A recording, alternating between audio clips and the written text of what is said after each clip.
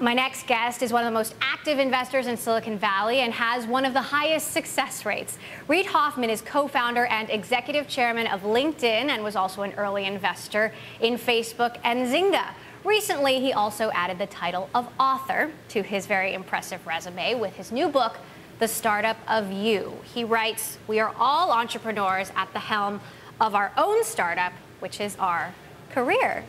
Reid, great to have you. Thank you for having me on. I read the book because you were coming, but when I finished it, I was very glad I did. For me, there were a lot of things that really resonated. So you say, as we are all entrepreneurs, we should always be in this permanent state of beta, flexible, willing to evolve. This book has been out for a month now. What have you learned from readers that has influenced and impacted the startup of Reid?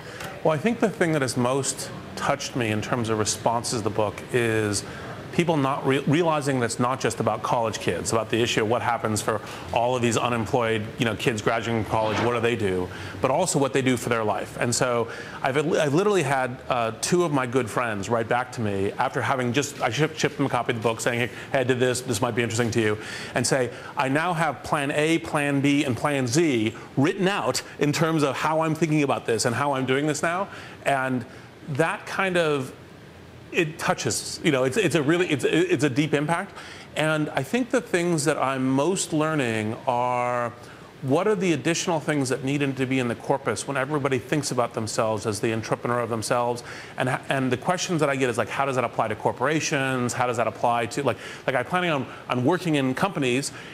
So how does this help me transform my company? Is that those sorts of things? And those are the questions that have been around. There is such a thing as a startup of everything, yes, perhaps. So, we're supposed to have a plan A, a plan B, a plan Z. We're supposed to listen to our heart, listen to the market. We're supposed to think of alternative plans, even when we're happy doing what we're doing. How do we do all of that at once? Well, one of the key things, and this is obviously where there's intellectual infrastructure shared with the founding of LinkedIn, is your network around you. You have a set of alliances, you have a set of folks who, by doing lightweight things of helping each other, knowing what's going on in the industry, what's going on with competitors, companies, what new technologies, what new information that helps you do your job and helps you be a more effective professional with a competitive edge, the network allows you, by being a good ally in both directions, to navigate. It's almost like a virtual company around you. It's like you have a company in your network that are the people that you help each other navigate the world.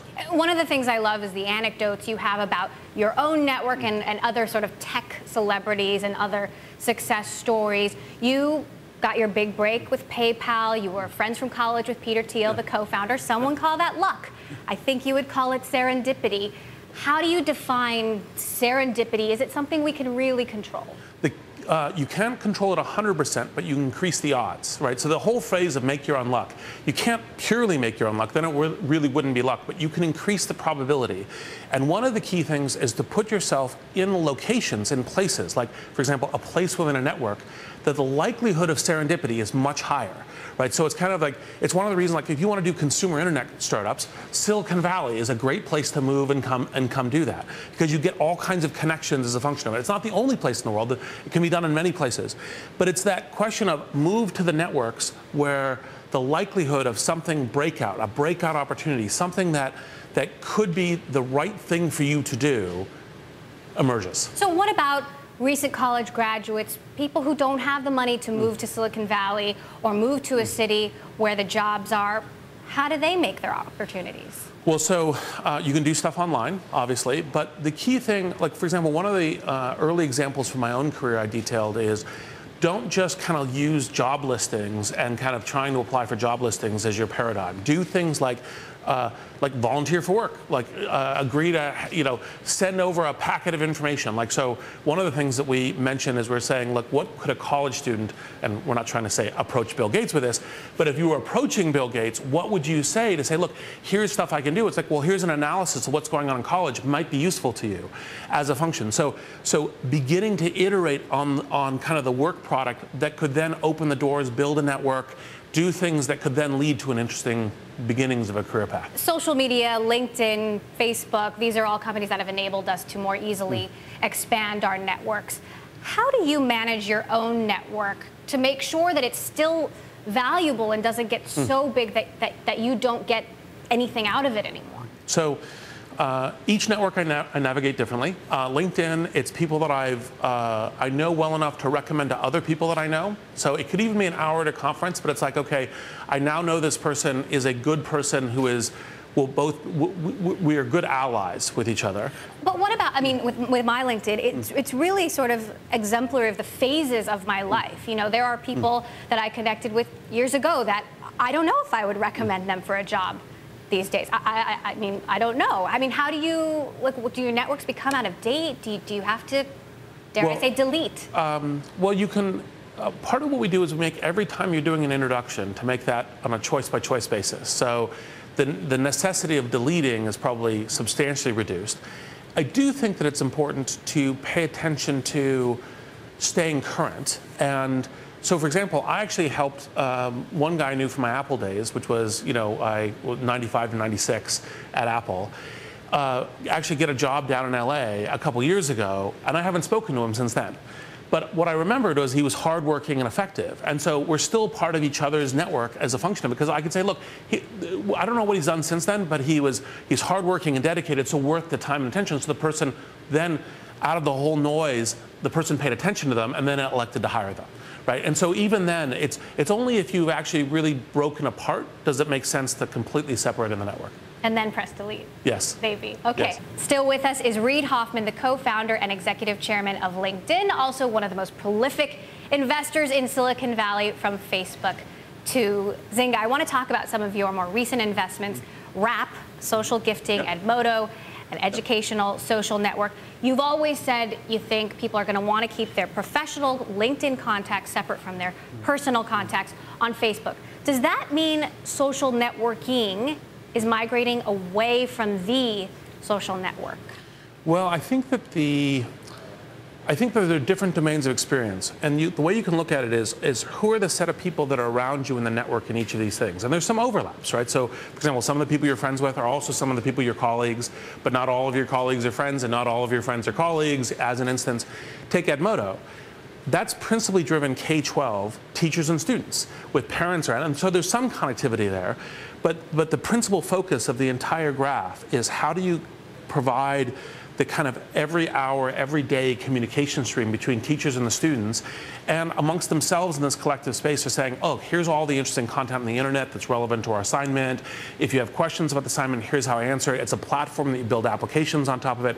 And so they're different. I mean, the word is graphs. I know it's kind of geeky, right? But it's a different graph. There's a social graph, there's a professional graph, there's a K-12 graph. So you don't see overlap in any of these things? There's overlap, but it's overlap that is some of the people participate in more than one of them, right? So a teacher might both be on Edmodo and LinkedIn and Facebook all together. I guess it's a question of how many things in the future are we going to be logging into? Why not just have some sort of universal login where we can get to all of these different places?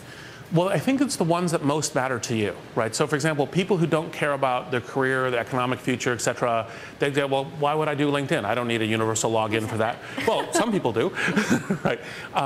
You might say, well, I'm not, for example, in Edmodo, I'm not a teacher, I'm not a student, I'm not a parent. That thing doesn't matter to me. And so each of them build kind of a very specific and rich space around helping people navigate that space. And so the reason why I think, like, from the very early beginning days of social networking, people are saying, oh, it's going to be aggregate. There's going to be one login for all of them. But the problem is, just like there's different parts of human experience, right? There's what I do at home, there's what I do at the office, there's what I do, at school, right, as a function. And so that's why I think that they will be distinct identities. You say that we're still at the very early stages of social networking. Does that mean the next billion-dollar opportunity is still in social or some version of it? I think there's still certainly multiple billion-dollar opportunities in social. Wow, right? Obviously, multiple. we hope Edmodo's one, right, having made that investment. I do think that there will be more. They won't be the only ones. There will be things outside of social as well. But, for example, one of the reasons we invested in Wrap was because we've been looking at what is social commerce? How does social commerce pull together? And we were like, well, around individual products doesn't work, but gift cards, actually transforming the gift card industry. People do gifts are social, there's reasons to get people in the stores, and so that's another social investment that we have hopes for. So talking about social gaming, Zynga, you're very close with Mark Pincus, you're on the board. What do you think about the potential for gambling? Tricky subject. So, I mean, ultimately, I think where the U.S. will evolve is it won't try to isolate itself from the globe. I think it's tricky because I think there are particularly deep moral and emotive issues around gambling that you have to navigate both as a society and as a company. And so, you know, it's one of the things I paid attention to, but I have this kind of mixed reaction to, because without also being good for the society, I tend to not invest myself. I do want to ask you, I know you left PayPal a long time ago, but PayPal just came out with their new mobile product. I know you're also a fan of Square. What do you think of this new mobile product? Do you think it can catch up to Square? You know, a lot of people would say that PayPal's innovation has really slowed down since you guys left. Right.